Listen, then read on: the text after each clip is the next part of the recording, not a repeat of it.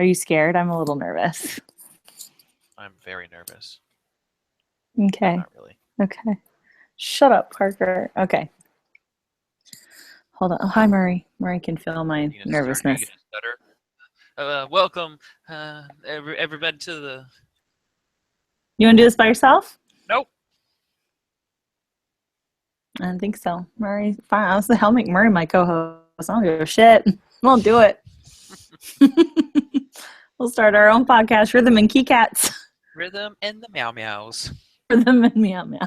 Oh, Murray. Murray has terrible taste in music. Don't tell him I said that. Oh, no. Okay, here we go. Okay. Hey, hi, hello, and welcome everybody to the very first episode of the Rhythm and Brews podcast. I'm Lainey, and I'll introduce my co-host, or just, I guess we're both co-hosts, Parker. Yeah. Say hi. Yeah, both co-hosts. Hi, everybody. Both co-hosts. So this is our inaugural episode, so to speak, I guess. This is our very, very first. We're part of the, you may have heard both of us on the Epically Geeky show and Marginally Geeky. So we are a new fixture to the Epically Geeky network. We're very, very excited to be here today. So we're going to just kind of start off, hit the ground running and start off. Obviously, the part of our name is Brews. So first thing we're going to share with you guys is what we're drinking this evening as we record. So Parker, you want to go first? Yeah, I am a terrible person. Tell him what you did. Well, I don't actually have beer for the Brews part of the show, but I do have alcohol. So like a there's that. Goddamn noob. Yeah, it's a mudslide, which is just a White Russian, but instead of milk, you add another alcoholic beverage, which was Bailey's. Actually, Michael's, which is a cheap knockoff of Bailey's. So yeah, what are you drinking? Do you take your tampon out before you drink that? Actually, soak the vodka with that. Shut up. I am actually drinking a delicious Sasquatch Chocolate Imperial Stout from the 903 Brewery. It's a little brewery in Northeast Texas. That's good beer. It is a very good beer. So that's what I'm enjoying on this delightful fall day. It's very fitting. It's very fitting. So we'll go ahead and launch. We'll get to our main topic in just a second. But to begin, we just kind of wanted to share a little bit about ourselves and what makes us two qualified assholes to have a music podcast. So I guess I'll go ahead and go first. Obviously, my name is Lainey. I like a lot of different kinds of music, but I'm not like that dude that everybody knows who's like, yeah, I'm into all kinds of stuff and only listens to country and rap music. That's not really my jam. So I listen to a lot of different stuff. I like a lot of rock music. I like some hip hop. I like really early old school rap. Like a lot of 90s rap. I like a lot of 90s music in general. Lots of folky stuff. Very much into like the 60s and 70s folky singers. I love Joni Mitchell. I love Crosby, Stills, Nash and Young. I grew up in a household with a lot of different kinds of music. So there was always a lot of different things being played. So listen to a lot of bluegrass. I like a lot of dirtier, southerny sounding sounds, but I'll also listen. I'll give just about anything a listen once. So I grew up singing, and that I think had a lot to do with some of the stuff I listened to. So because I grew up singing, I did sing a lot of show tunes. So I do like some of that too. A lot of Disney music too, which makes me a big nerd, but that's okay. And I really, really like music. It's something that it is literally and factually a part of my day-to-day life all the time. There is never a day that I don't listen to some kind of music and think about it incessantly. It affects my mood. It can affect my mental state. We'll go on random Spotify binges and find all kinds of random stuff that I haven't listened to in a million years. But yeah, I think maybe the reason that I the best way for me to explain the way that some of the music I listen to makes me feel is it's so good that it makes me feel like I want to throw myself out a window. So Yeah, we've talked about that before. yeah, fills me with such anxiety that I just literally want to wrap myself in a blanket and jump out of a window. But yeah, that's me. I'm a big old weirdo. And we'll dive more into Your that in a bit. weirdness. You know, my weirdness as the show goes on. So I'll pass it over to Parker. Go for it. Hello, everybody. My name is Parker. I'm the other co-host. Um, I kind of grew up in a family that always listened to music. My grandfather was a radio DJ back in like the 40s. So he always listened to music. My dad and my mom always listened to music. They listened to primarily stuff from the early, or I guess late 50s, 60s, 70s music. That was kind of their era of music jams. But I just always had music playing in the house. Like for Thanksgiving and Christmas, there was always music around. Doing stuff like chores and stuff in the house, there was always music playing in the background. So music was just kind of always around. My sister listens to a lot of music. I played in orchestra in junior high and high school. I played viola for a year and then switched over to double bass.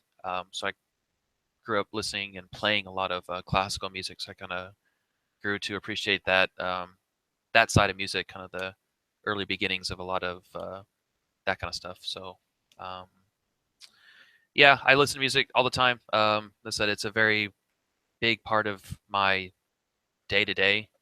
Like if I'm doing something, there's music somewhere, or I'm looking up stuff about music or artists or albums coming out. Stay pretty up to date on most of that stuff. So um, mostly rock, I guess. I like a lot of jazz, so I like classical stuff.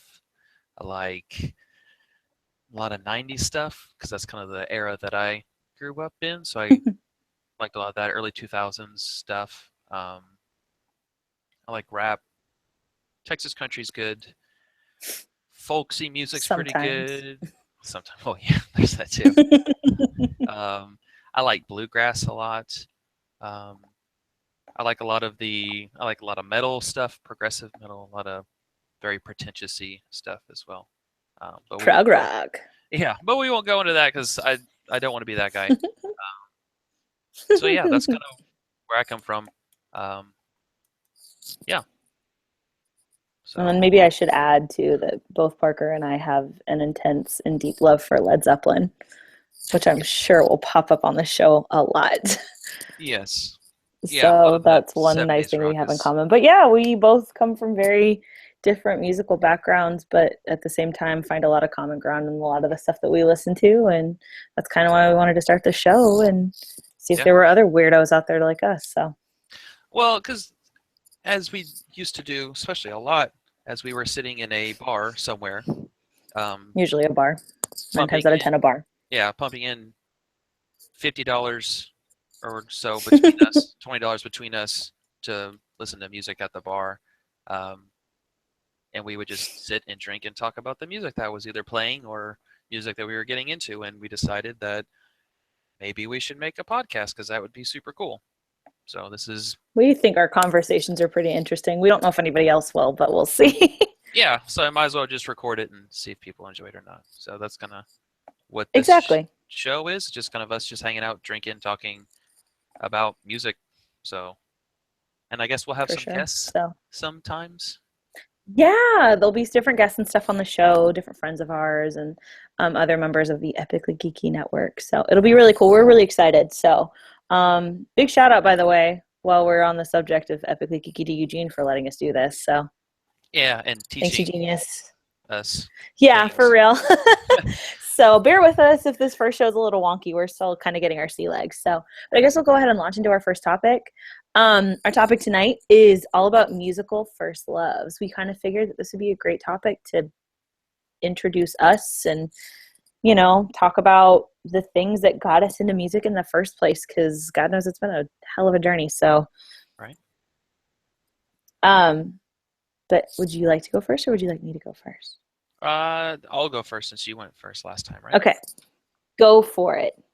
So I guess my first musical love kind of stemmed from my dad showing me a lot of varied music, but he kind of always went back to the 70s rock, because that was, he was in college when that was really starting to blow up. So, because he graduated in 76, Yeah, so he was you and I around always talk for, about, talk about what? sorry, I was saying, you and I always kind of talk about the fact that we both have parents that do that because we have older parents. Yeah, for our age, our parents Most are people our age, like yeah. 10 years older. Yeah, I was gonna say So, you and I both seem to have that in common too. We've yeah. got dads that were huge audiophiles and listened to a lot of that like really good 70s Hmm. rock that was like really starting to kind of feel itself out. So, Yeah, so that's kind of, it varied quite a bit. And like even my dad even listened to like some electronica music in the 90s. He picked up a couple CDs from them. So really varied stuff. But, I always went back to, the Led Zeppelins, the Pink Floyds of the world, uh, CCR. He liked a lot of that kind of sounding stuff. So that's kind of where my first love was actually Pink Floyd. I can remember when I was, you know, that age where you're just a just wee now, lad. yeah, that age where you're just starting to actually kind of appreciate music more than it sounding cool, I guess like 8 to Right. 10, where you're really kind of like really Yeah, starting to like listen to music. 9 to 11, Yeah, 8 to 10, 9 to something 11. like that. Yeah.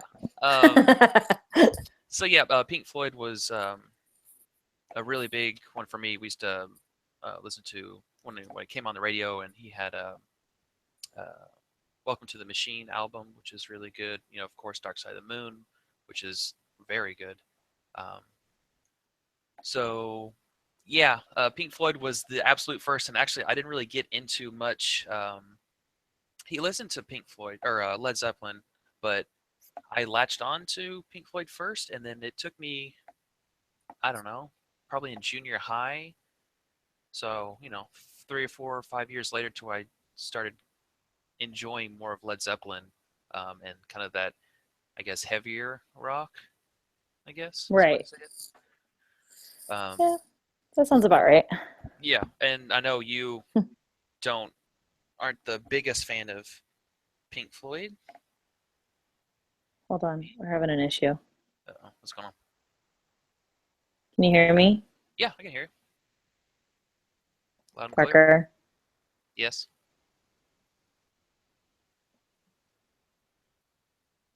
Hello.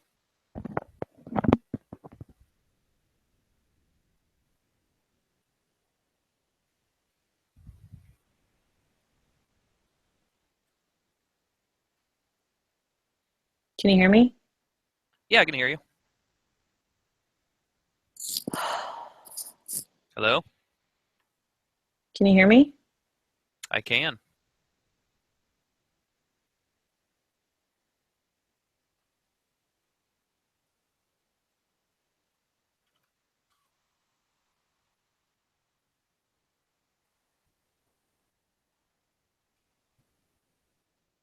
Hey.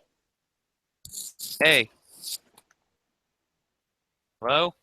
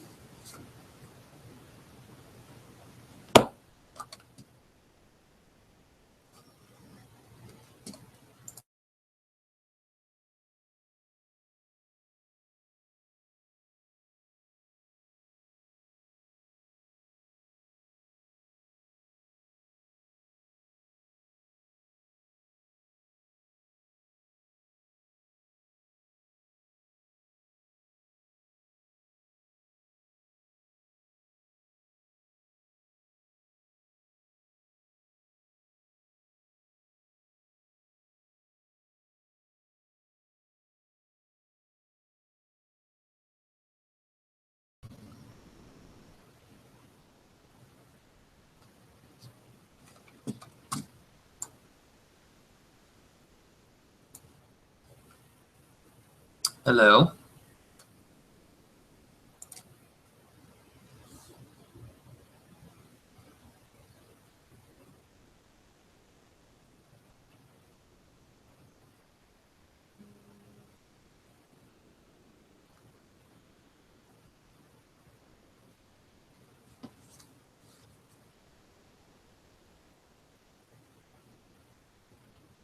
Hello? Hey, you can turn your camera off, by the way. Oh. I think that might be making an issue. Okay, I don't know how this still works, if it's just going to keep recording on there, but I guess we can edit that out. So I don't even know where we were. Do you just want to start from the beginning? Not really, but We weren't too far into it. no. Yeah, we'll just start over.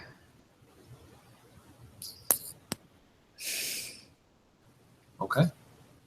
I mean, I don't know what else to do, so. I don't mind at all. Because I don't know when you stopped talking and when my stuff went off, so. Yeah, no, it doesn't bother me at all.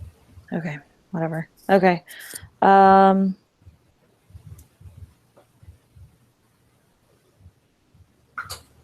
Okay, I'll start. Yeah, okay, I'm right here. I know. Okay.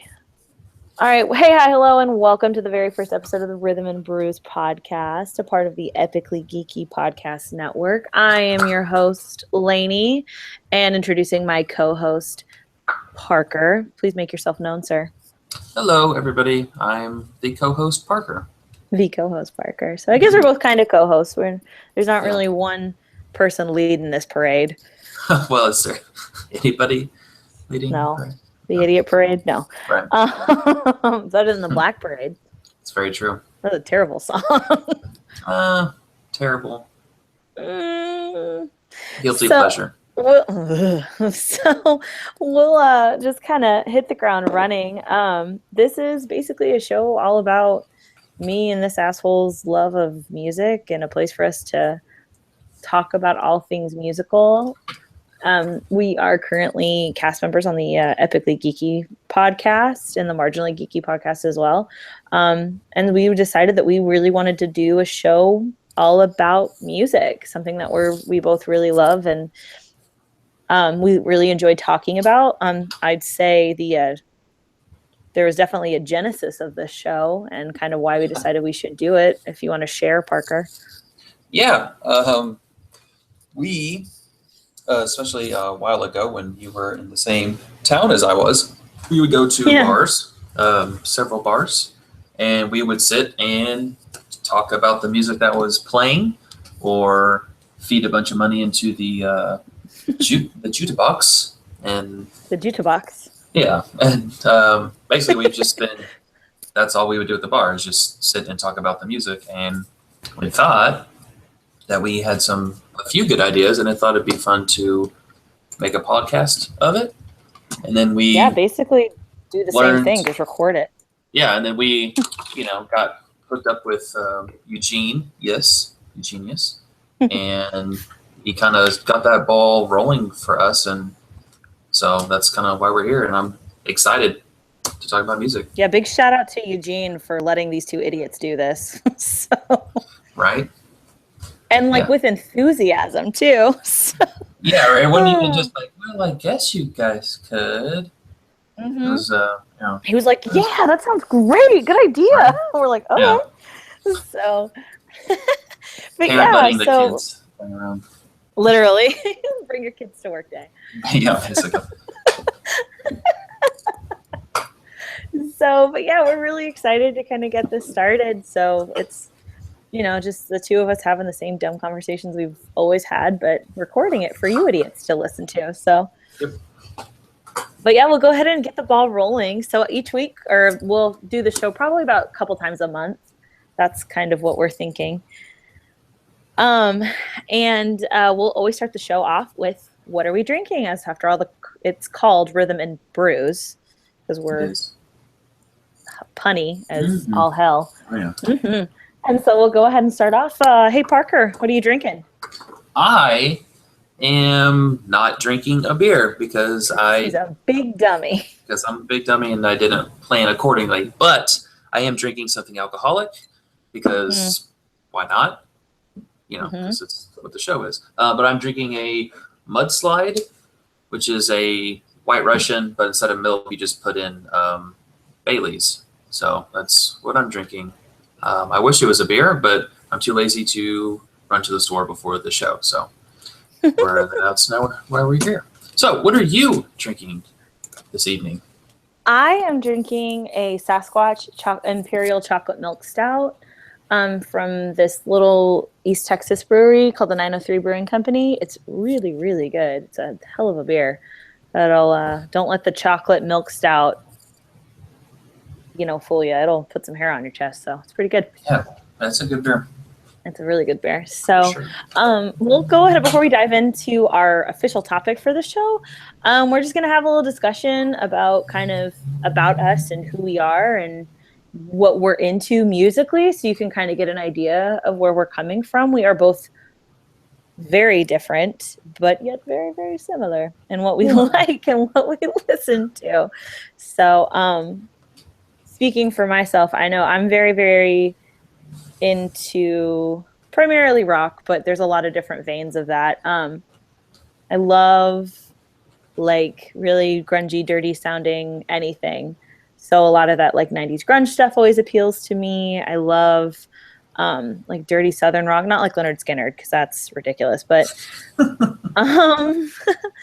but yeah, that's definitely my jam. I like it when it sounds like a band can't totally play their instruments. Like that's always a fun time for me. I like things with a very bluesy background. I love bluegrass music. That's something that I grew up listening to and makes me very, very happy today still. I love to listen to a lot of folky music. And that's anything from kind of like that new indie folk revival stuff to indie folk revival. Things. Right. Yeah, I said it. I said indie folk revival, and I'm right. And I'm right. I remember I asked you what you would call that kind of music, and it is literally called. I had to look it up. It's called indie folk revival. That's on. We got that from Spotify, right? Yeah, because I found a playlist. I was like, oh my god, I love everything on this playlist. It was called indie folk revival. I was like, oh god, I'm such a pretentious asshole. Right. So, but I love that kind of stuff. I like to listen to a lot of older stuff though too, as far as folk is concerned. A lot of Joni Mitchell. I love Joni Mitchell. I love Neil Young. I love, there's a lot there. I did grow up singing. I sang all through when I was in elementary school. I sang in junior high. When I was in high school, I was in like 4 different kinds of choir.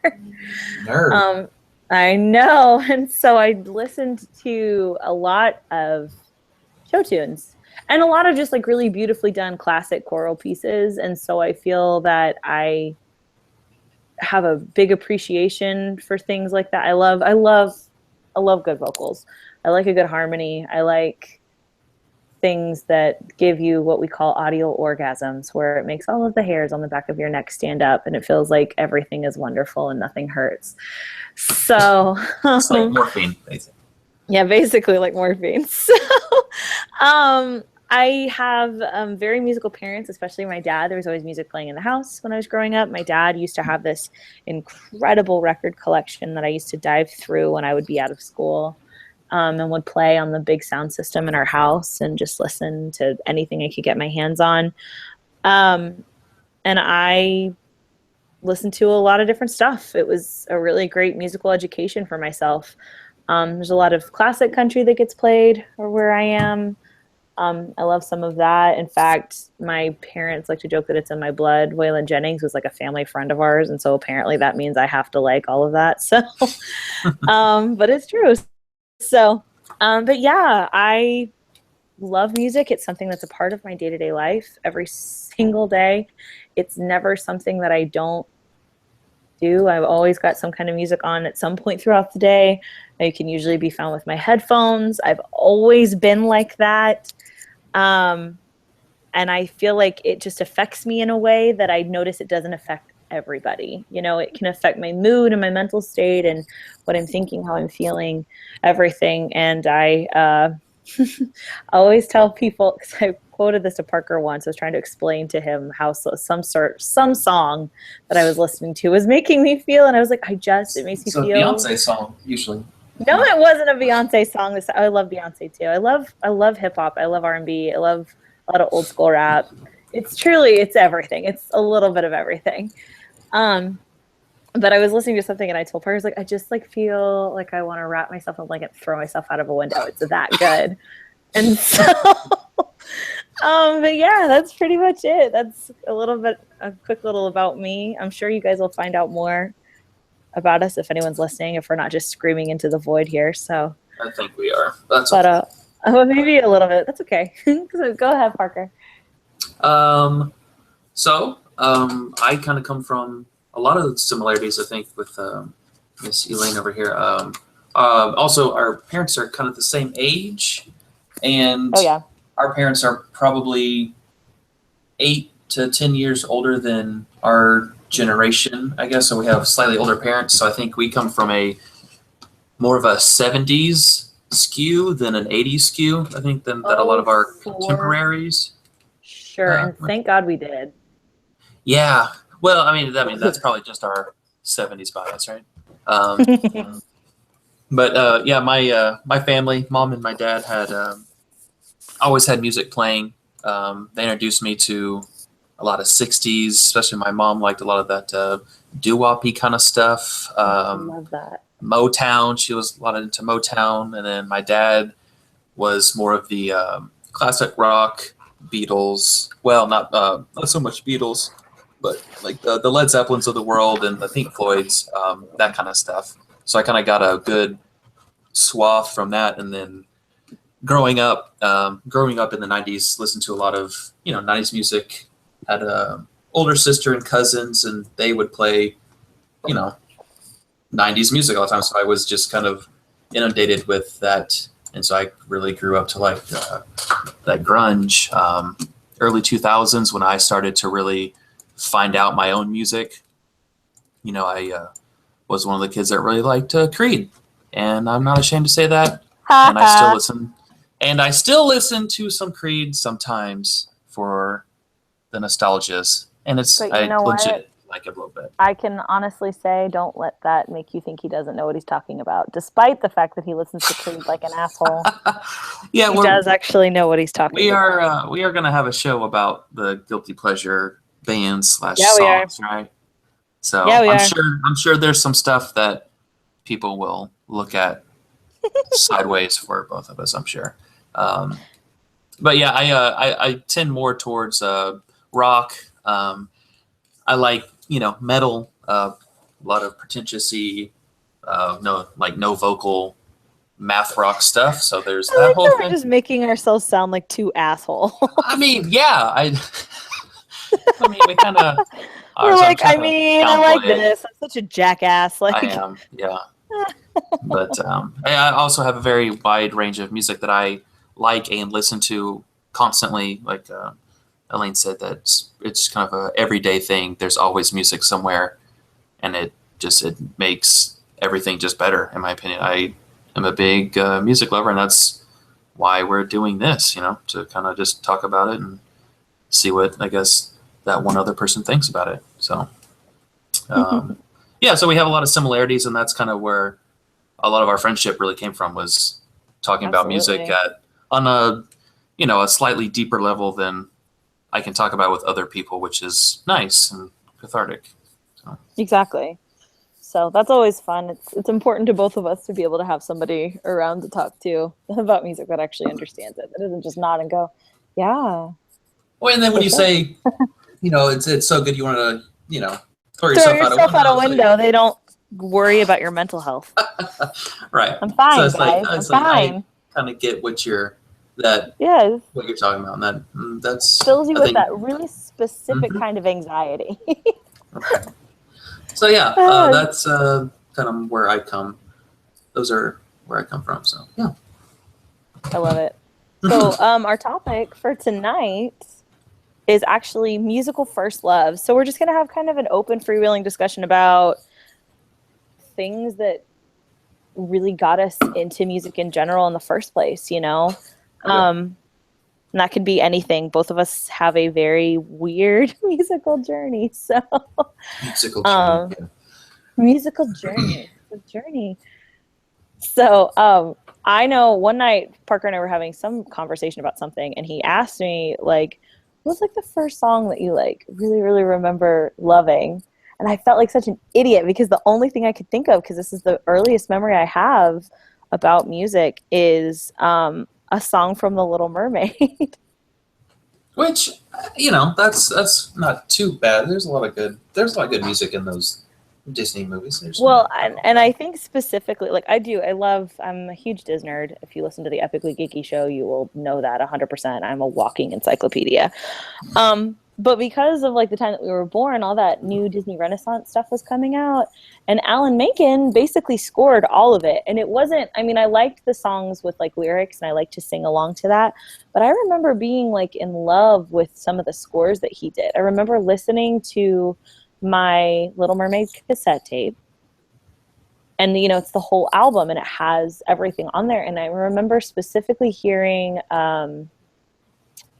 it's the part of your world, but it's the reprise, the part that plays when she's seeing like Eric for the first time, and it's beautiful. It has this gorgeous like intro with these gorgeous strings, and it's just really moving. And then she comes in with like a quick little verse, and it's just the way that it like crescendos towards the end. It's just very powerful, and I love it. And I just remember that being the first time I had listened to a piece of music that made me feel something. Had some feels going on with that one. I had a lot of feels in my little 4-year-old body. Hey. So I was just like, I don't understand why this music makes me want to cry all the time. Like, this is crazy. So right. But yeah, that's like the first real memory that I have, for sure. Do you still feel that way about that moment in that song?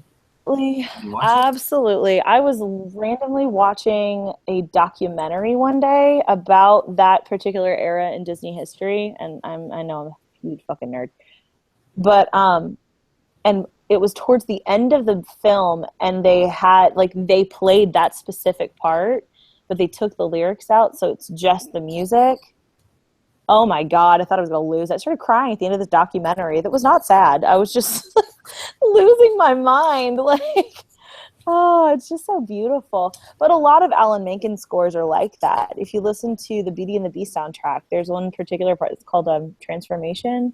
And it's towards the end, and it's just gorgeous. Like, there's a lot of hidden gems on those Disney albums, I'm telling you. If you ever need like a really good thing to just have on to relax in the background, the Finding Nemo soundtrack is bomb. It's so good. Yeah, I've heard some. That's pretty good. I can agree with that. Yeah. So yeah, a lot of just like specifically like Disney music, but specifically Disney scores.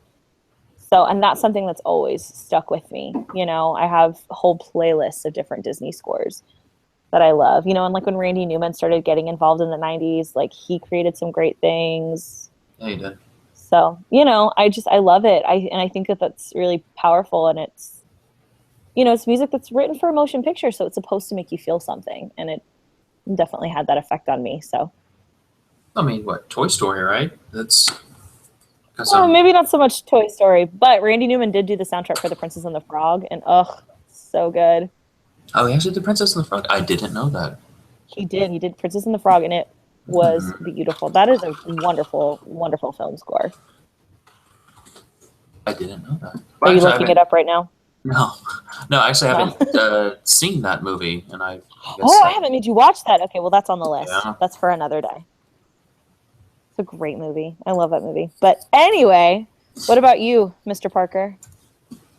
For me, I would have to say it was probably listening to um, a lot of music with my dad. Do a lot of road trips and stuff like that, and so he'd always have his big bag of CDs that he would carry around. And I, Oh. yeah, Now, I have a question for you. Okay, I don't what's know up? about you. We drove a lot when I was not nearly as much as you did when you were a kid. Y'all drove all the time. But Yeah. we always made the same like trek back and forth to my grandparents' house. And like my mom especially would always listen to like the same four albums for that trip, Hmm. just specifically for that trip. Did your dad kind of do the same thing? No, it was always a shuffle. I mean, that's why I got exposed to just a lot of crazy stuff because it was it'd be like some jazz, and then he'd switch over to some classic rock station, or then he'd switch over, put in a CD for um, Zydeco band. I mean, it was I love just it was, Zydeco. and then a lot of my family lives up around Austin, and so we'd see a lot of family around Austin. So the KGSR, which is an amazing radio station there, always played very eclectic stuff because it's Austin, and they were always something new that you couldn't hear in Houston for sure. So whenever we'd get in range Stays of weird. Austin, he would turn it on KGSR, and so we'd listen to whatever was on at the time, which could be, a lot of things, as people who listen to the radio station know. So there was always something different, which made it interesting and opened my eyes to a lot of different kind of music, which I thoroughly enjoyed. I like that. That's true. Road trips, I feel like, were always a really good opportunity to listen to a lot of cool stuff. Yeah, absolutely. So I love that. But yeah, back to First Love stuff. I think I really kind of remembered listening to my dad listened to a lot of Pink Floyd. He had several albums, Welcome to the Machine, which is a great album, and Dark Side of the Moon. And they would listen to like Animals and stuff like that. Saucer Full of Secrets a little bit, but so I think I really liked Pink Floyd a lot. It wasn't until I was a little bit older that I really kind of started getting into my now favorite band and the greatest band of all time, Led Zeppelin, which you kind of got started into a lot earlier than I did, but I eventually got there with you as well. But yeah, I think Pink Floyd, was probably my first band that I really was like, these guys are like really, really good, and they got some really good music, like something just, a little different than what was on the radio and whatnot. And I Right. really, Completely different than what was on the radio at the time. well, yeah, absolutely. So I think that would be my first real memory of me really kind of feeling stuff with music. And God, you're so much older than I am. Yeah, right. With your Pink Floyd. Yeah. That's one of the things that you and I don't agree on. I respect the genius that is Pink Floyd. I do. But it's just never been my bag. Oh, yeah, that's right. You're not the hugest fan of... Yeah, I don't hate Pink Floyd. I don't dislike Pink Floyd. It's just never been my game. Mm-hmm. My dad loves Pink Floyd. Which I know it's definitely not for everybody. No, for sure. Yeah. Which is a lot. It's a lot. But no, see, I grew up too with like, my dad was super, super into the Rolling Stones. And so that made up so much of my like early music education. Mm-hmm. And I had to really like dive in like away from that. Not that I don't love the Rolling Stones. I still love the Rolling Stones. But like, I just remember my dad, there was always music available all the time, everywhere.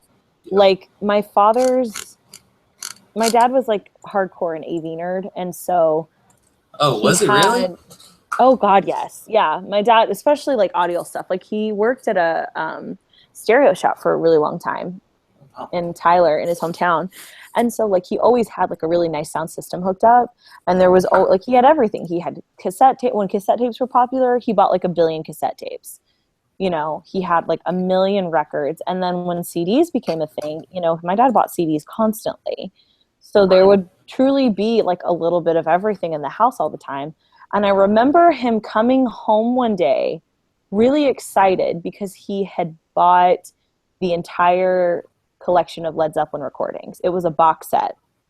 Oh, wow. And he was telling me about it and everything. And like I had heard some Led Zeppelin songs, but I had never really um like dove into it because it wasn't something that he played in the car all the time because he didn't have a huge collection of it on CD. Yeah. And Yeah, especially so at that time, if your parents aren't getting into it a lot, it's kind of hard for you to exactly. dive into. Exactly. So like granted the internet was a thing, but it wasn't as huge of a thing to go like listen to a bunch of music on the internet. So like I knew about Led Zeppelin. This was probably like end of elementary school, early junior high. I knew about Led Zeppelin and I listened to a lot of music, but I remember um, one day, like I was home for, I think it was like summer or something, and I was home by myself. And I took the CD and I put it in our old ass, like 6 CD changer There you go. stereo system that had like the thing, it had like the deck that you like pulled out and then you like put the 6 CDs like in the little slots and like pushed it back in there. Oh, yeah. Oh yeah. So I remember putting like just all of them in there. And I remember not being sure which one to start with. And so I started with the one that I thought just like looked weird. And so I started with Zoso because I was like, oh, this is cool. Old man And carrying so a I bundle put of sticks. exactly. So I pulled that one first and I put it in and I just kind of laid there and listened to it. And I kept listening and listening and listening. And finally it got to When the Levee Breaks. And I always tell That's people a like I always tell people there's a moment in that song when I realized like, oh my God, like this is real music. This is like we're not playing around anymore. This and isn't it's like absolutely when the drums come in and he just beats the yeah, shit out of those drums, right? and it is amazing. Like I loved everything leading up to it because it's very, very bluesy and beautiful and there's a really badass harmonica in it, which I'm always down for.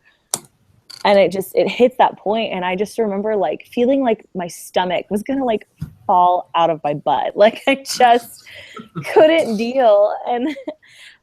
And I was hooked ever since then. And I just devoured all of that music, you know, and I loved it. And it kind of opened me up to a lot of, like I said, I was always like interested in like looking at everything and checking things out, but it really got me to like just run through everything that my dad had in that house, you know? And so that Uh, was that was a huge first love moment for me. And Led Zeppelin to this day is still my favorite band of all time. I just don't think it's ever going to get much better than that. So, right? Yeah, I think absolutely the best band in that, and as well for me, it kind of sparked a lot of that kind of really rocky bluesy stuff that I still enjoy to this day. It's a good right. jumping off point to a lot of other bands, but I always still come back to them, all the time, just because it's hard not to. They're just so good. Exactly. Well, and it's You hard know? even between you and I. Like, we'll go to the bar or something and go on some random musical tangent, and then somehow we'll still always end up back on a Led Zeppelin song. Yeah, like, and then I was It's like, like man, six I degrees of just musical separation. It's weird.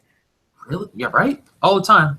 Like, well, what do you want to play next? And it's always just a good fail safe. It's like, well, you could play any Led Zeppelin song, and that'd be Let's play Immigrant Song right now. yeah, right. As we try to find another song to play, So, Yeah, it never fails. So, like, but yeah, yeah, because it's really good and it's awesome. And plus, we always feel like we're educating the masses.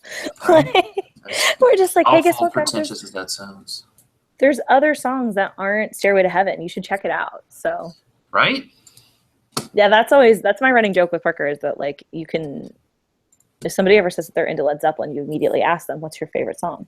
When they say Stairway to Heaven, you walk away.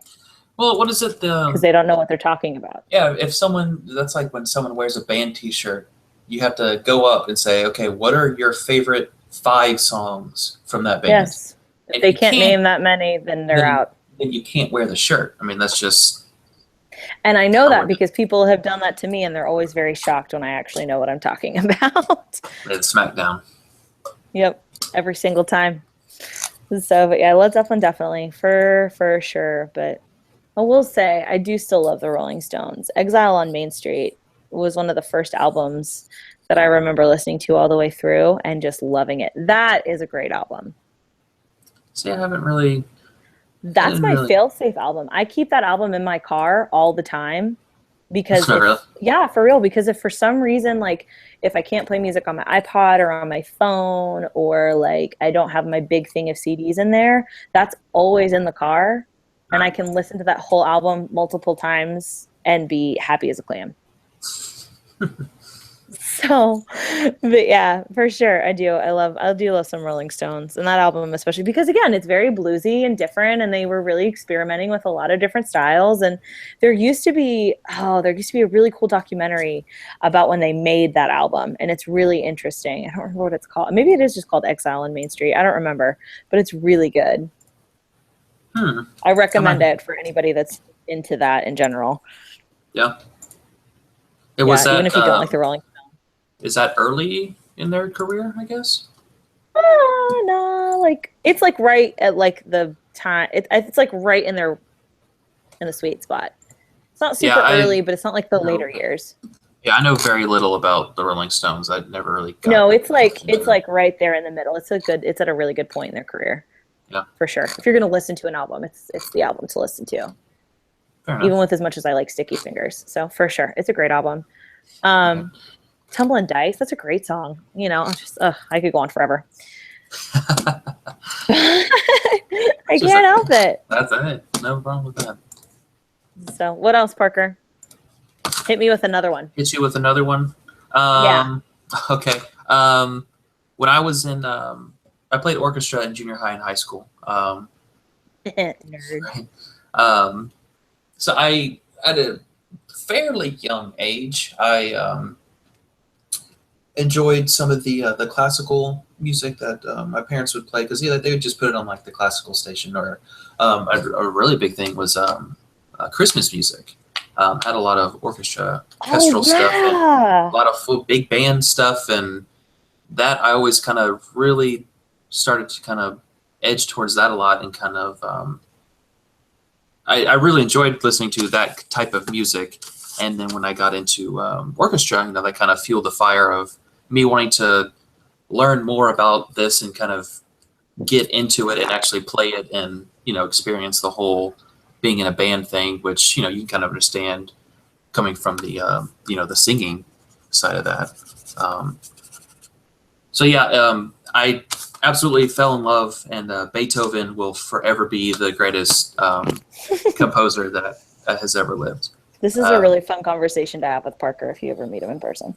Well, he changed the game for orchestra music, classical music, I guess. He was a transitionary composer from the classical era to the romantic era.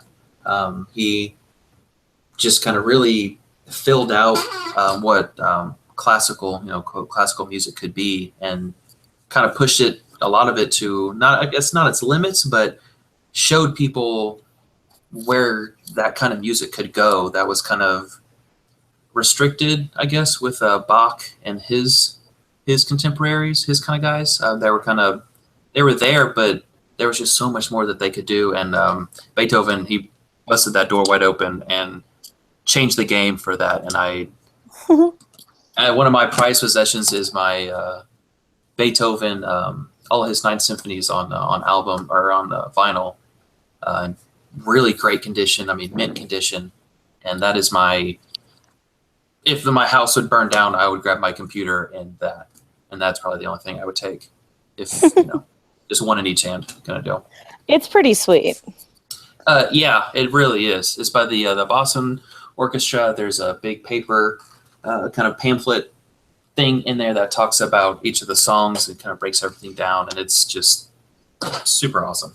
So I love it. that would be, I think that's kind of my go-to as well if I'm not in a rock mood and kind of want to just kind of hang out or just really just dive into music. Is that is a Beethoven, you can't go wrong. His second symphony is great. Seventh one is amazing. Of course, the fifth and the ninth that everyone really, really likes. But I think my favorite from him, his symphony, is probably either the second or maybe the seventh, when he was really starting to kind of, go deaf really bad and doing some weird stuff with some music. And I think I really enjoy listening to that. I can listen to that anytime, really. Isn't it really cool to think about like what the effect that had on his music? Like Yeah, you would never insane. think about that. You never think about like, oh, well, he's deaf, he can't make any music anymore. But like you never think about like what was it like while he was going deaf? Like I'm sure things sounded different to him. Yeah, and I've watched a couple documentaries, and there's what is that movie that about him that's been on that people have seen before. I forget what it's called, but yeah, he started as he was going deaf. You can tell in his music there's a shift. I think it was with the Fifth Symphony on. You can kind of start noticing it, but a lot of the music has a heavier and heavier rhythm as you can hear his progress of him going deaf. And by the ninth symphony, you can really like feel that constant beat, because when he was writing music, he would like slam his fist on the ground and get like sticks and beat him on the ground to keep time as he was writing, or he would like put his head on the piano as he would play notes so he could try to feel the vibrations. And I think you can kind of hear that in his music, just because that's how he was hearing music, was more of not so much the fine details, but just that kind of audio, like tactily almost. Yeah, exactly. But some his most famous, his Ninth Symphony, he was completely deaf as he was writing. That is insane to me. I can't even imagine. Yeah, from the seventh, eighth, and ninth, I believe he was, going really deaf. But by the Ninth Symphony, he couldn't hear anything. So it was just, and he wrote that, and that's one of the most famous pieces of music, just period, of any genre. So I think that's incredible, and I can't imagine that the thing that he loved the most, he couldn't experience that the same way, and that had to be heartbreaking, right? It's my literal nightmare. Yeah. It's my literal nightmare. I could never. So, yeah. And what do you do after that? I love that. Yeah. Well, kind of on that. I guess. Yeah, like cool. I can't listen to the one thing that brings me total and complete joy. Cool. Thanks, guys. Right, and a lot of his letters and stuff that he would write to his the few people that could stand him. There's just a lot of agony that he was going through, and him feeling that he couldn't do anything else, like he had no purpose in life because he couldn't hear anything, and that was the one thing that kept him alive. And yeah, it's really some heartbreaking stuff. If you would ever care to look at that kind of stuff, it's some pretty. You want to spend a day in sorrow? Go check it out. Yeah, basically, it's but I think if that's if I was if I made music and that was my livelihood, and then that started to slowly slip from me, that would be rough, right? Oh my God. I started to think about, this is totally unrelated, but I started to think about the other night, try not to judge me, but because it was the 50th anniversary of the CMAs, they were going back and they were doing a lot of like really cool tributes and stuff that I actually enjoyed. So of like things that I actually listened to, like what? I didn't. Give me a couple examples. They did like a whole like Willie Nelson tribute. They did this really cool, what's it called? Like opening where they kind of like went through the decades. So you had like Porter Wagner and, Oh, right. Okay. Hank, and it was really cool. So of course, and Dolly Parton won the Lifetime Achievement Award, so of course I was all over that. Obviously. Duh. So love me some Queen Dolly. But like I started to think about kind of like the whole Beethoven thing, because like Randy Travis had a stroke. Yep. Oh my God, I wanted to die. I felt awful because he's just standing out there, and I'm sitting here thinking, what must that be like, that all of these people are singing your song, and you were born with this incredible, beautiful voice, and you've made such wonderful music, and you can't sing it. Like, I would be just despondent. I don't think I could handle it.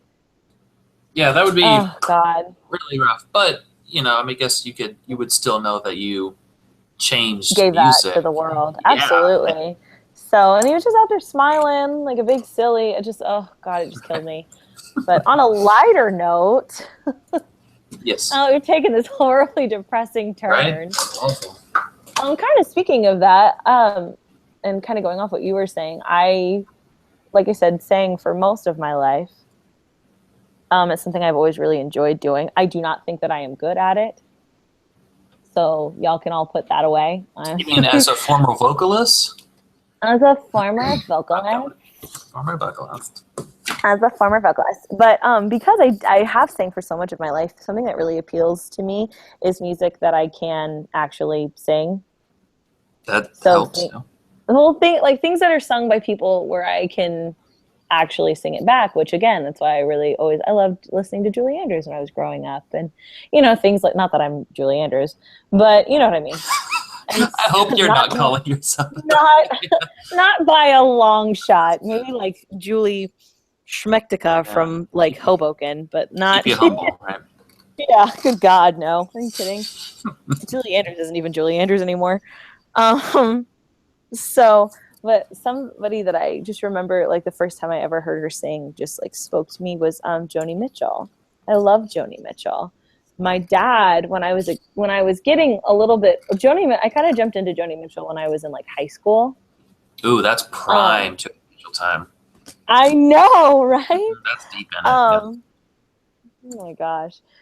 So I remember jumping in because I had heard a little bit of stuff, but I remember really diving in when I was in high school because my dad had made just some kind of offhand comment about how when I sang, it reminded him a lot of her, right, which I take as a huge compliment that I am 100% not deserving of.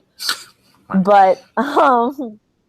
And so I had really I really dove into it, and I love it. I love her voice. I love her songwriting. She's just so incredibly talented and just a Renaissance woman, and very underestimated, I think, by a lot of people. But she could do everything, and I just love her. And I love music that feels like something I would sing if I were going to like write a song. Right.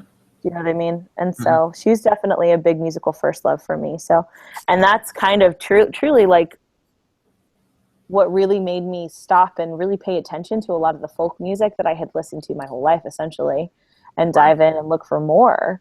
Mm-hmm. And I'm so glad it did, because I found some of my favorite bands that way. So, but she's perfect. And when is hers for Halloween one year? That was hilarious. No one understood what it was. When was this? This was a few years back. This was 2002, maybe 2002, 2012. I'd say that's a couple more than a few years back. Yeah. Yeah, 2012. So what did people think you were? Just like some crazy They lady? didn't know. No. Well, one guy guessed Stevie Nicks. That's close enough. Right? I know, and I was like, you know what? I'll give it to you because she is the supreme of my coven, and I'll take it. Oh yeah, that's right. Oh my God, I love Stevie Nicks. And she actually did pretty well in American Horror Story. She nailed her part. Yeah, because she's amazing, and she is a witch, a real white witch. She's the White Witch. Anyway, that's I love her. You shut up. I love her. So, but no, people thought, okay, I went with my friend, and my friend wanted to be the kid from American Horror Story, which was really popular at the time. It was the first season. So she wanted to be the kid, and she wanted to have her face like painted like a skeleton and like walk through in all black like he does in the hallways of the school. Right. And for some reason, she was like, I'll trust Lainey to do this. So she let me paint her face up. Oh my God, I still can't believe she let me do this. Molly, if you're listening, bless you. I'm so sorry. We're just Lucy and Ethel. This is kind of stupid stuff we do. But she did that, and so I was gonna go as Joni Mitchell, which of course she was all about. But Of everybody course. just thought we were like the kid from American Horror Story and like the girl from American Horror Story's friend, because she wore the same kind of floppy hat that I had on. Mhm. So they just all thought we were like missing a person. I was like, great, cool, thanks guys. So go figure. I was pissed. I remember that. I was like, I'm Joni Mitchell, and then people would be like, who? Who? Yeah, well, And then I'd storm out of the bar in a fit of rage. in a fit of rage. I was livid. So go figure. People don't know. But yeah, that's about kind of, I guess, about it. That's really where a lot of like my big musical influences come from. So Yeah. Yeah, I said really it does, I guess like most people, it's their parents, and then, for me, a lot of it was my older sister and older cousin. My sister kind of listened to a lot of, she actually introduced me to like, CCR, the other one, Cross Canadian Ragweed. oh my God, then don't call it CCR. It's not CCR if it's Cross Canadian Ragweed. You and I have had this conversation since high school. Yeah, and I will always refer to both of them as CCR. And you will always be wrong. Yeah, well, that's your. But she introduced me to like Pat Green, a lot of like Texas country that I ended up really liking a lot. And my cousin, he introduced me to a lot of rock music, like Incubus. He introduced me to Tool, which was super cool. People like right. People like Seven Dust, a lot of the metal stuff. He was the first one to introduce me to like Korn, and I thought I was home, Roger. Yeah, I thought I was super cool listening to, stuff that my mom wouldn't want me to listen to for obvious I can vouch reasons. for that, by the way. Junior high and early high school, Parker did think that he was so cool with his music. I did. I thought my music was way better than everybody else's. But to be fair, junior high, early high school, Lainey thought the exact same thing. So. Yeah, well, then the flip side was junior high was when I first started really getting into Led Zeppelin and really diving deep into 70s rock. Yep, same. So I was kind of coming in from both sides, but we were on that roller coaster together for sure. Yeah, right. But I think that kind of music, the early 2000s, like your Creeds, your oh my God. Linkin Parks of the world. That was kind of the yeah, exactly. That was kind of the first music that I kind of started listening to on my own and started getting into that myself, which is pretty new territory because everything else up to that point had just been what other people introduced me to. So that was kind of my first foray into my own musical path, which I still listen to a lot of that stuff today. I mean, that's pretty ingrained into. Oh yeah. Which is probably normal for most people, right? I guess. I mean, people... I listen to a lot of the same stuff. In fact, you and I listened to something that I listened to a lot of in junior high last weekend. We were sitting in the backyard and we were listening. I remember getting super into the Darkness when they came out in like 2003. Wasn't everyone super into the Darkness? No. Everybody liked that one single. I bought the album. I had like deep cuts off of the album that I loved. I bought the second album. Yeah, I didn't even know there was a second one. Oh yeah. I mean, I knew they came out with that album, and then the entire world went apeshit. Oh my God. And then I didn't hear a single thing after that. I remember, like everyone else our age, I loved that first single, but then I remember being like, no, you guys don't understand. There's other stuff on this album, and it's actually super good. And like being obsessed with that, like listening to All American Rejects, like every other girl my age, but that was high school. But not having a crazy huge crush on that one guy that was the leader of the band. I thought he looked like kind of a weirdo. So I Everyone's like, he's so hot. I was like, oh, I actually like his voice, and I enjoy this band. And they were like, oh, okay. Weird. Yeah, pretty much. So, but yeah, go figure. I was gonna say the stuff that I listened to kind of of my own accord in those days was either very hit or miss. Well, what people don't really start listening to good music till they're in college. and when they get in college. Yeah, That's college not true. was. Oh my god, that's college, not true. I had Oh. super cool musical taste when I was in high school. I was so cool. That's true. You were way cooler than most Oh people. man, I You were listened to listening like to better music than I was, for sure. Yeah, Well, I cooler listened to music. I wouldn't say better. Some of it wasn't better, but yeah, listening Yeah, to some stuff. of it I still don't like. Listening to stuff that like no one had heard of. I was such a pretentious asshole, and I just thought I knew everything.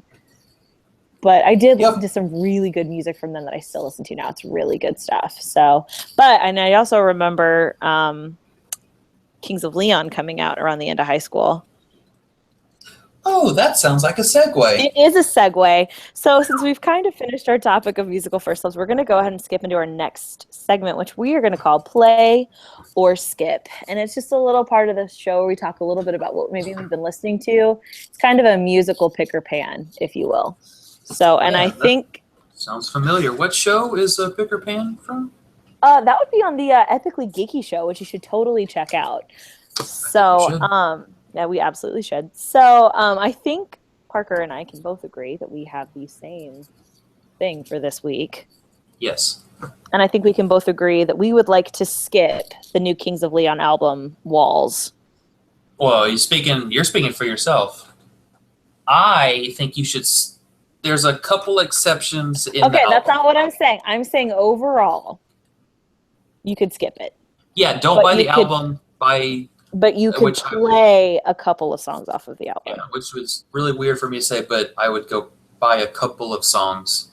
Yeah, I was going to say, for the most part, I think Parker and I can both agree, we're very much advocates of buy the entire album, but it depends on the band. Some people don't put out albums, they just put out singles.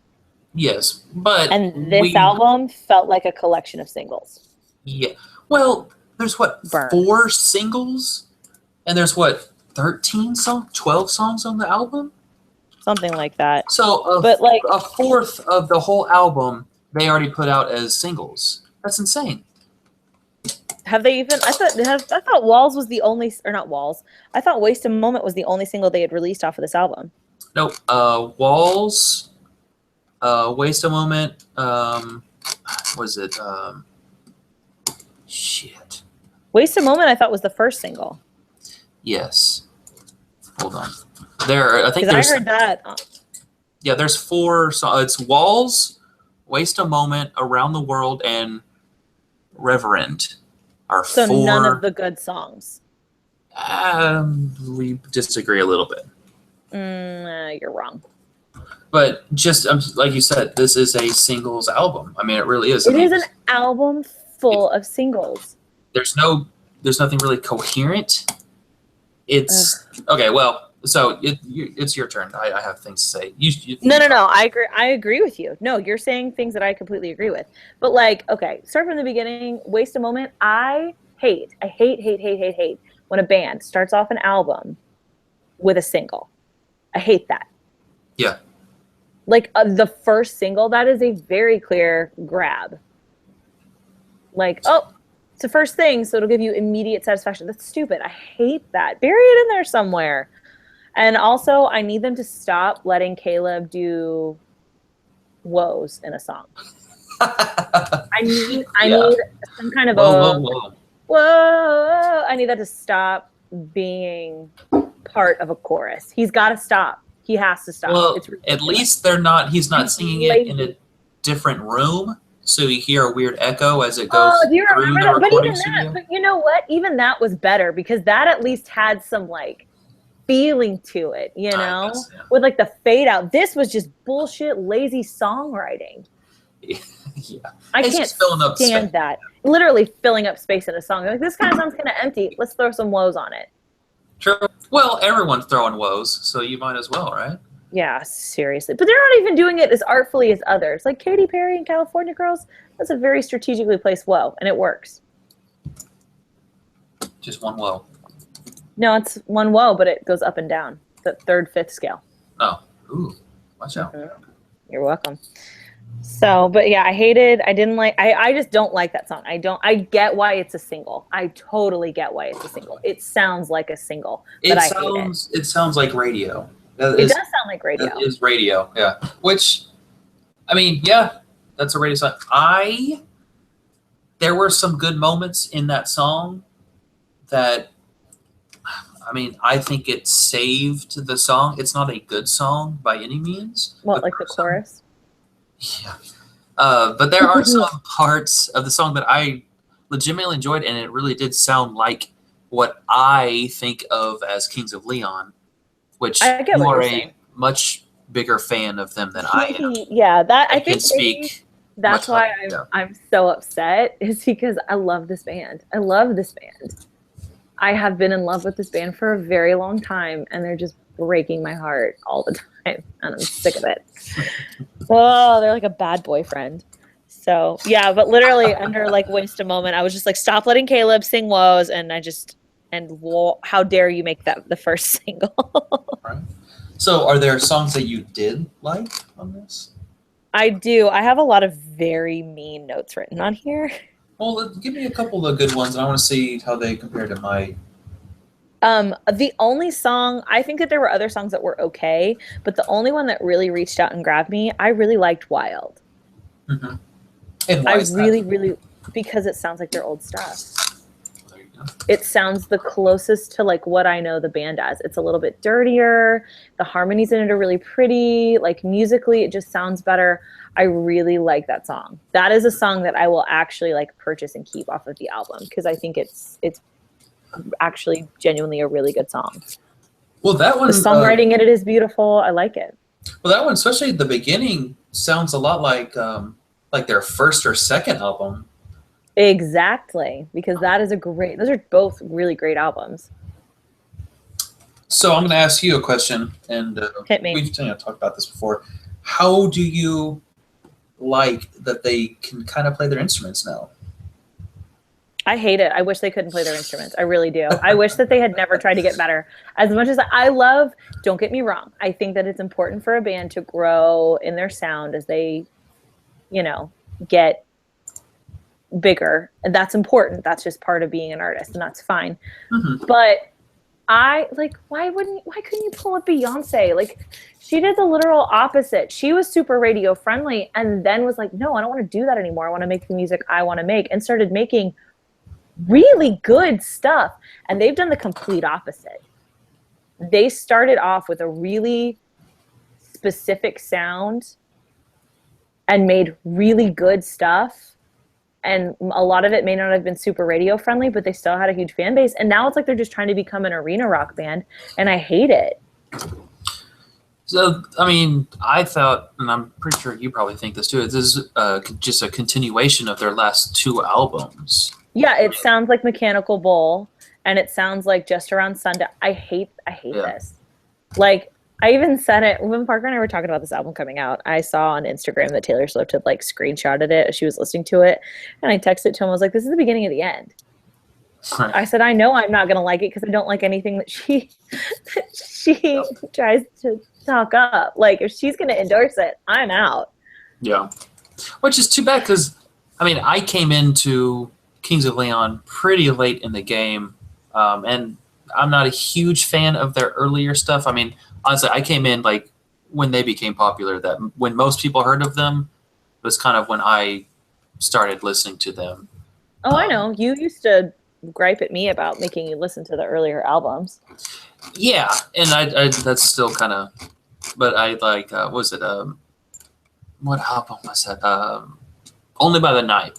I think Only by the Night is a good album. In my opinion, I think that is their best album. But I like because they kind of started off as really dirty, kind of grungy, southerny rock stuff, right? And then they kind of started expanding and kind of experimenting a little bit with different stuff, and I think that kind of culminated in Only by the Night, which I think is probably why I like it the most. And then you can hear some of traces of that of the next couple albums, but then this one, doesn't really have much. So boring. It's bland. Yeah, it's just bland. It is so boring. Like there's nothing that really reaches out and grabs you. It just sounds like a adult contemporary rock album. Well, what I said is in my little notebook is that it really is what they could be. Like it could have been a great album, but then they just went through and just washed all the good stuff out. Yeah, it's like they half-assed everything. Like it sounds like there's some like bones of like really good. It almost sounds like an album full of demos, but not even, because demos would have been grittier and better. Right. Yeah, they would have had that whole aesthetic. But this is very clean, and it sounds like it was crazy produced. Yes, to the point so it produced all the stuff out of it. Exactly. You know? I have a theory about this. So I think so Caleb is married to Lily Aldridge. And who is that for Lily Aldridge / everyone else that doesn't know? Lily Aldridge is a supermodel. She's like a Victoria's Secret model. And she's part of like Taylor Swift's Girl Squad or whatever. Okay. And so I think that Taylor Swift got her grubby little hands too close to Kings of Leon. Are you trying to tell me that she was responsible for this bad album? Not directly responsible, but I think that she was involved. So you're talking about way too overproduced, and conspiracy. It sounds like her bullshit. Yes. So I think that she had literally on one of the songs. There's a song on the album called Over, and it sounds like she wrote it. I would not be surprised if she had writing credits on that song. Does she? I don't know, but it wouldn't shock me. Like, it's stupid. I have very mean notes on all of these. Like on Find Me, I just wrote snooze and how snooze, and something about how I hate the fact, because they do this. I swear to God, I heard this on like 3 different songs on this album. When they do that whole like they're like knee deep in a chorus and they're coming to the end of it, and then they like stop down to come back in like after the bridge, and then they like cut out all the other music and you just hear like the solo guitar, and then they all come back in at the same. Spare me, okay? I'm over it. Like, it's so stupid. Oh, for Muchacho, I literally wrote "fuck you." Like, oh wow. I was just done. I said that Conversation Piece was ironically named. Because it's so boring. Yes. And then I said that Eyes on You kind of sounded like a pared down Young the Giant song. Ooh. See, now that is a good point. I didn't even think of that. That would be a much better song if it was Young the Giant doing it. Yeah. Or Head in the Heart. I love Head in the Heart. Yes, exactly. But yeah, it's not a Kings of Leon song. It sounds weird with Caleb's vocals on it. If you would play this album but have a different person sing, or I couldn't recognize that it was his Caleb's voice, I wouldn't know that it was Kings of Leon. Absolutely. That's exactly what it is. Other than a couple songs. But it like Wild sounds like them. But it doesn't. Yes. But yeah, it sounds like a song. It sounds like an album from a completely different band. Different band. Yes. Yeah. Absolutely. Yeah. I mean, the voice is still there, but the music is just, yeah. Oh, yeah. Well, it just almost feels like they're relying too much on like his signature like vocals, but they're still not utilizing them to the best of their ability. But they've been doing that since after the first album, in my opinion. I know that, but that's what it is. I know that they rely on his vocals, but it used to at least be good. Like, it complemented what they sounded like, because they couldn't play their instruments and he can't sing. Which went into the whole aesthetic of, and they kind of played that up. But now they don't have that. Southern stoners, that's what they do, and I loved it. Yeah. It sounded all gross and unwashed, and I loved it. Yeah. And now I hate it. But yeah, I was looking up Rolling Stone. They did a review, and they gave it 3 out of 5 stars, which I don't trust Rolling Stone anymore. I would kind of agree. I would give it like 2.5, 3. I would give it 2 out of 5. But they say that the worst thing I've ever heard, but no, it doesn't offend me to listen to it. It offends me a little. But one of my lines that they wrote was, the result is a radio buff rock and roll that could spoon between One Republic's genre splicing power moves and the Head and the Heart's folk pop uplift, which I thought was pretty accurate. And then I was thinking about it, and I don't know where they go from here. This album sounds like they don't know what kind of band they want to be. Because they didn't produce it. Someone else produced it. It had to be, because this kind of seems like... someone came up to them and was like, guys, I've got it. And like, did this, and now they're going to have, an arena rock tour? And then what? Yeah, and make a bunch of money. But then what? Do they continue on, or this could be like a watershed moment, maybe? But I don't know if they I was kind of hoping that they were going to have their watershed moment a couple of years ago when they had to Didn't we say that about Mechanical Bull though? Yes, because they had to stop in the middle of the tour. Yeah, because I think Caleb had to go to rehab or something. It was crazy. There's all kinds of stuff going on, and I was like, good, maybe this will make it better, and it didn't. It just got worse. Yeah. I am livid. But one song that I legitimately actually really liked was Reverend. I hate that song. I like it because it harkens back a little bit to By the Night. It does, but it harkens back to the part of Only by the Night that I don't like. Yeah, that's why I don't like it. Well, like I said, I mean, we come from different backgrounds. I like it when bands try to do something different and kind of expand, get a little bit more progressive. I know you hate that. I do too, but only if it's still something that I want to listen to. Right, and I like it about them is because they come from, and their style of music is not that at all. It's very there's your drum is going to be very simple. Your bass is just going to kind of keep a little beat. Don't get too crazy with it. And you're going to get guitar is going to scratch out a couple notes, and you're going to have a guy sing.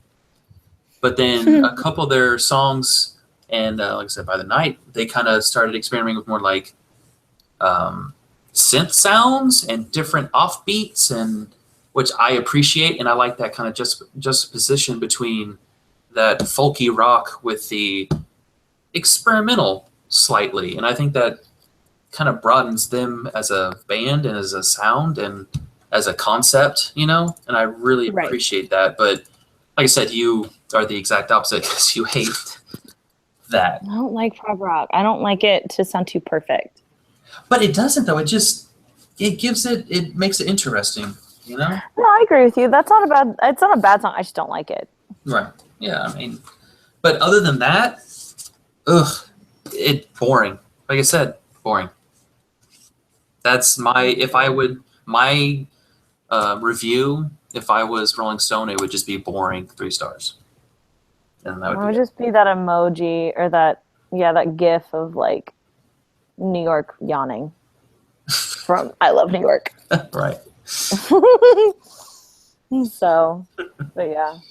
So like I said, I would definitely skip that album except for maybe 1 or 2 songs. So, but I guess with that, we'll move into our final segment for the night, and that is homework. So each show, we're going to come in and kind of assign each other some homework, which you guys at home are more than welcome to join in on. In fact, we encourage it.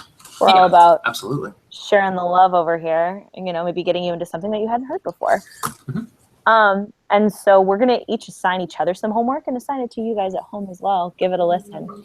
So Parker, if you want to go first. Yes. I have decided that I think the album that you need to listen. Yeah. So I guess the homework is, I guess we should explain. We're going to tell each other to listen to an entire album, maybe a song, maybe sometime, but usually an album to listen to from start to finish. No breaks. You just sit down. Everyone has 45 minutes. They can sit down, listen to an album.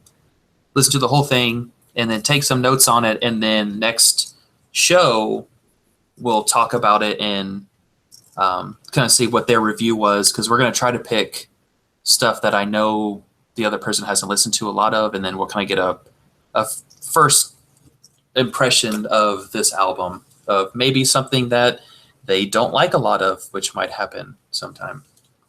Yeah, absolutely. So my album that I want you to listen to is Francis the Mute, which is an album by the Mars Volta, which is a band that I like a lot. I think this is probably their best album. It's a concept album.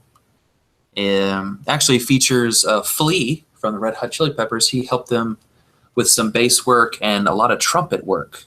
Ooh, Because I don't know if people know this, but when Flea was a young person, he was basically a trumpet prodigy.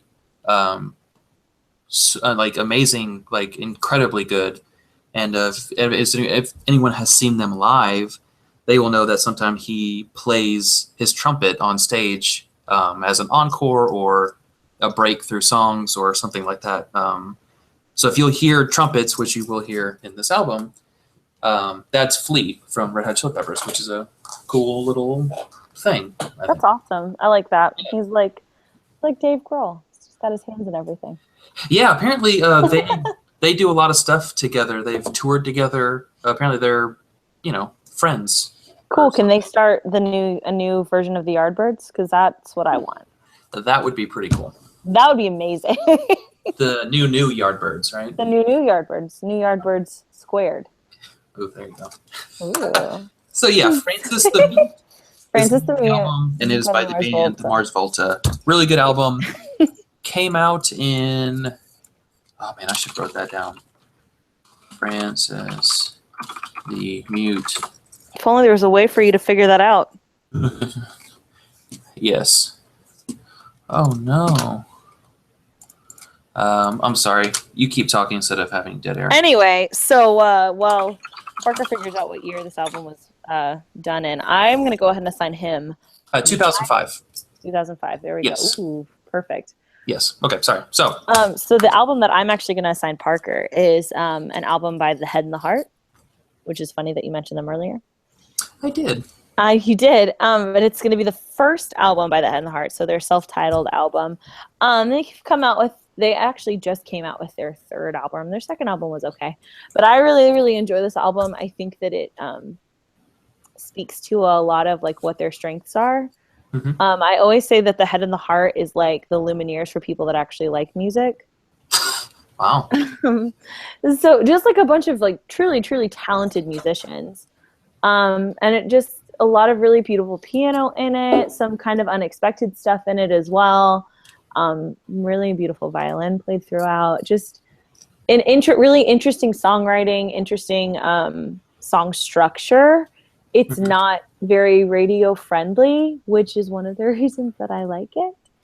So, but just a really, really good album. I love it. I fell madly in love with One Charity Rose Thielen after I listened to it. I just want to be her and be in that band. So, but what's the name of the album again for everybody? It's just The Head and the Heart. It's their self-titled. Oh, self-titled. Okay. Well, there you go. Yeah. So it's really good. I suggest you give it a listen, even if like folky stuff isn't really your thing. Give it a shot because there's some stuff in it that's just really beautiful. Just well-written, well-performed stuff. So. And when did it come out? I don't remember. 2010, 2011, 2012. Okay. Probably 2012, 2013. So they're a relatively new band. They're like a relatively new band. They haven't been around for like years and years and years. So okay.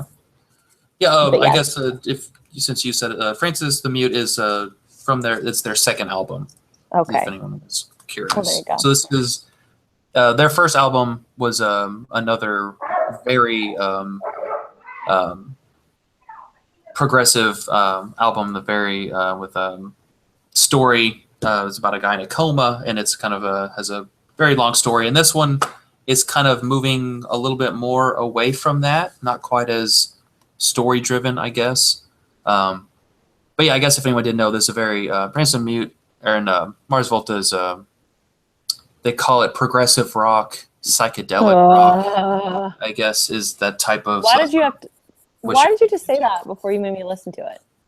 because I want you to write it down. Because now I'm Yes. going to go into it with a bad attitude. But this is a very different type of progressive rock. Nope, Ready? too late. Now, this is a different style. This is nothing like Tool. Well, Too late.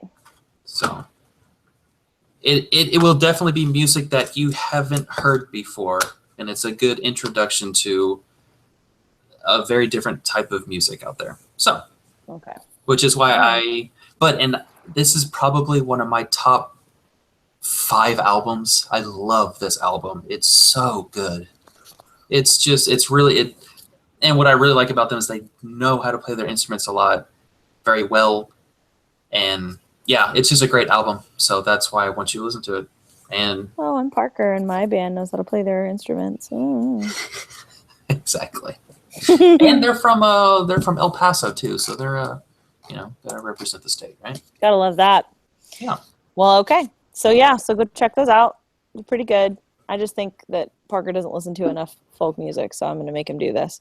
And you don't listen to enough progressive music. So, Mhm. but that's pretty much our show tonight. Those of you that tuned in, thank you so much. Yeah. So we'll go ahead and close it out. Parker, where can they find you? I have a Facebook, but other than that, But if he doesn't know you, he's not going to friend you. So if you want to talk to Parker, you're more than welcome to contact him through the website, epicallygeeky.com, where you can find me as well as on my Instagram and on my Twitter at It's a Lanybird.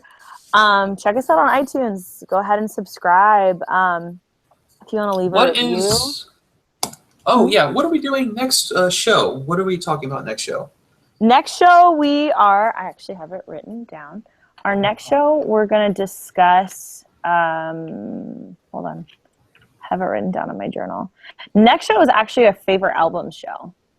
Oh, cool. So I was thinking, if people wanted to, when they comment, they could add in, kind of think about what theirs are, and they could throw that down. And yeah, tell us about your musical first loves, or tell us about some of your favorite albums. Maybe we have some of the same ones. That'd be great. But yeah, check us out at epicallygeeky.com. And we'll see you guys in a couple of weeks. So have a good night. Yes, good night, everybody. Okay, you have to close us out because I think you have broadcasting privileges. Oh, I do? Oh, wow. Okay. Because it won't let me. Oh, okay. Well, then I'll do that. It should say stop broadcast. Nope, I don't have that. Because it says that I'm in a moderated video call. Your ability to control your audio video sync. Well, I don't know how to not be live. Okay. Just hang up? No, don't just hang up. We have to actually close it out from being live. Okay. Hold on.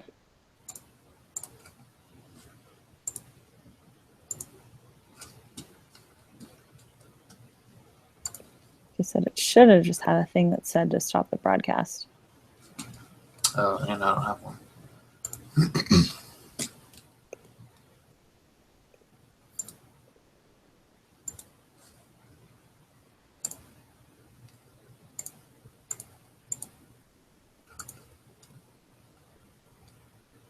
Cool. Dead air. Yeah, right? I'm trying to figure it out. It's just not coming up.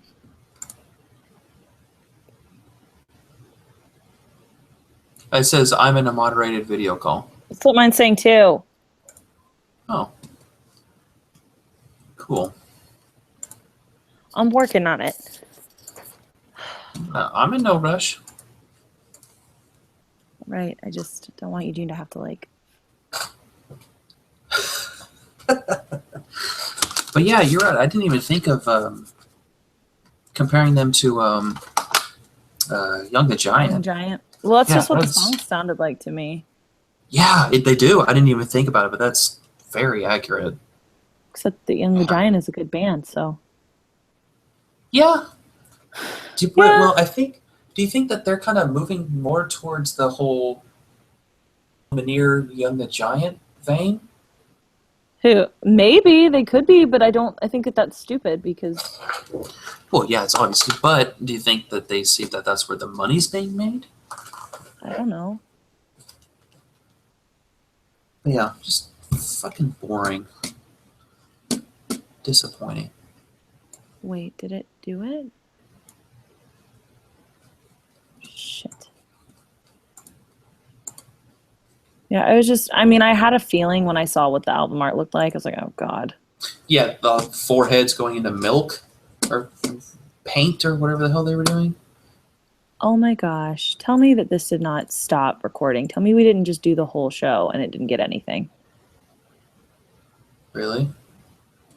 I don't know. I don't know how to stop it.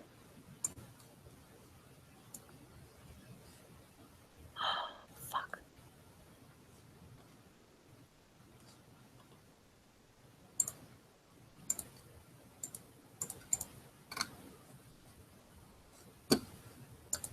I don't.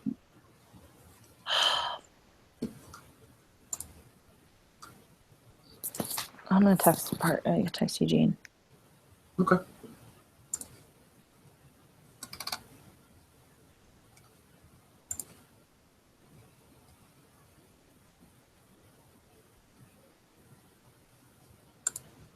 Well, in other news, that the FBI director said that there's nothing important in the new batch of emails against Clinton, so no charges should be laid against her. After they Interesting.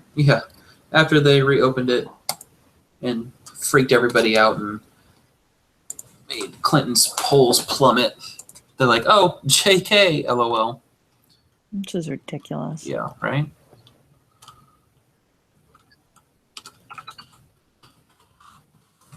What is she sitting at right now?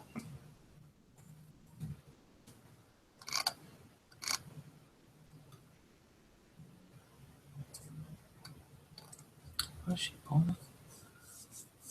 Okay, Eugene, there is no stop button.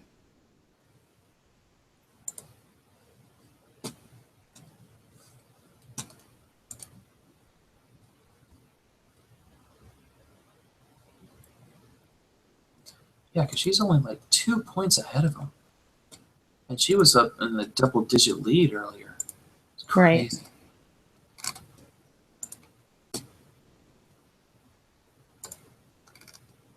Crazy stuff.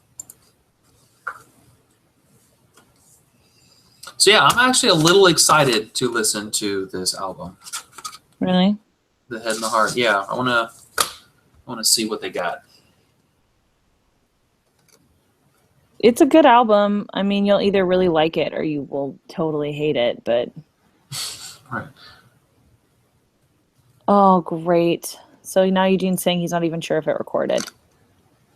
Ooh, so we just did a dry run, huh?